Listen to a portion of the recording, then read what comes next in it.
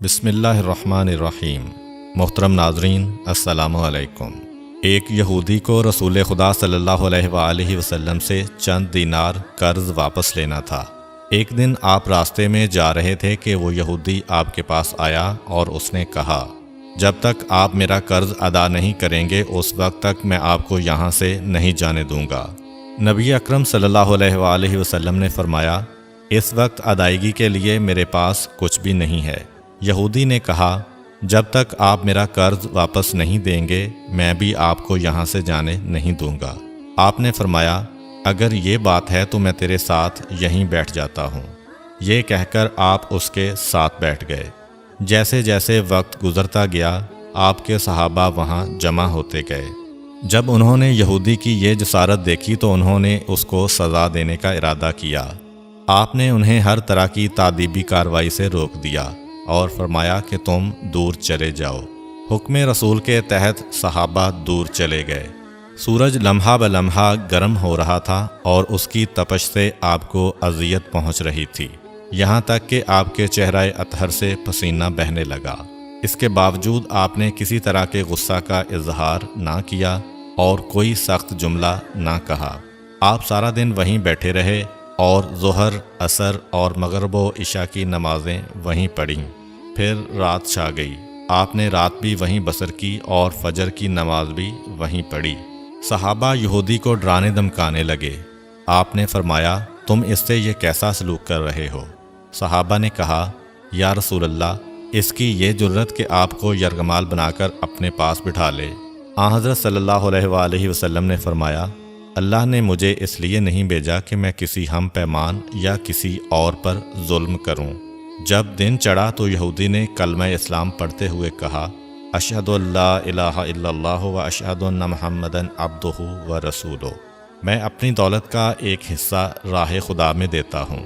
میں نے آپ کو اس لیے نہیں روکا تھا کہ میں آپ کی توہین کروں۔ اس ذریعے سے میں آپ کے پیمانہ صبر کو آزمانا چاہتا تھا، کیونکہ تورات میں نے آپ کی یہ صفت پڑھی ہے، محمد بن عبداللہ مکہ میں پیدا ہوگا اور طیبہ کی طرف ہجرت کرے گا۔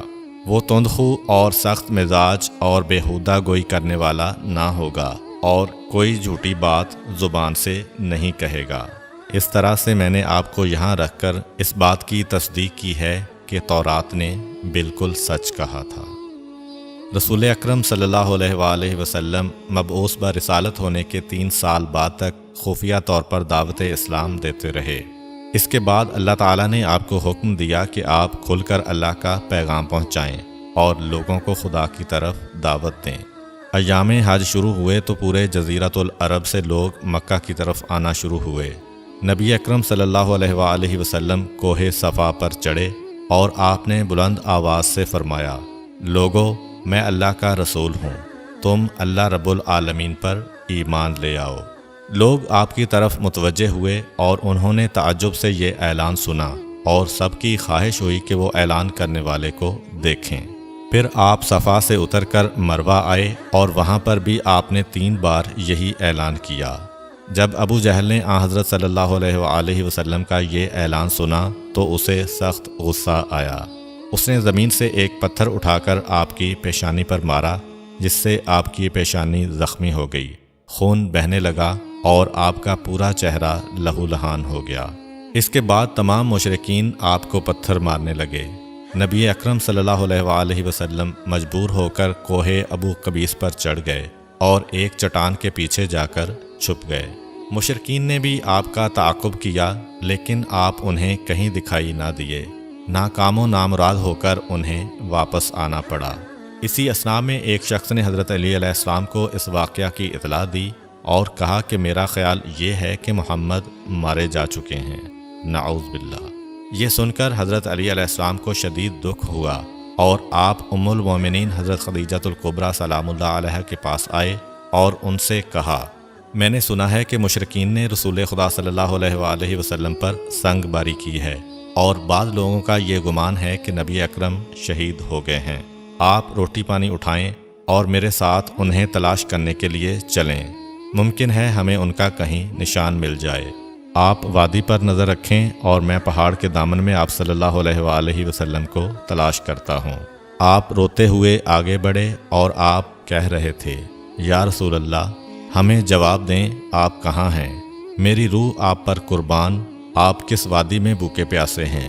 آپ نے مجھے اپنے ساتھ کیوں نہ لیا تھا؟ حضرت خدیجہ رو رو کر فریاد کر رہی تھیں، کوئی ہے جو نبی مصطفیٰ کی مجھے خبر دے؟ کیا کسی نے انہیں دیکھا ہے جو مجھے ان کے متعلق بتلائے؟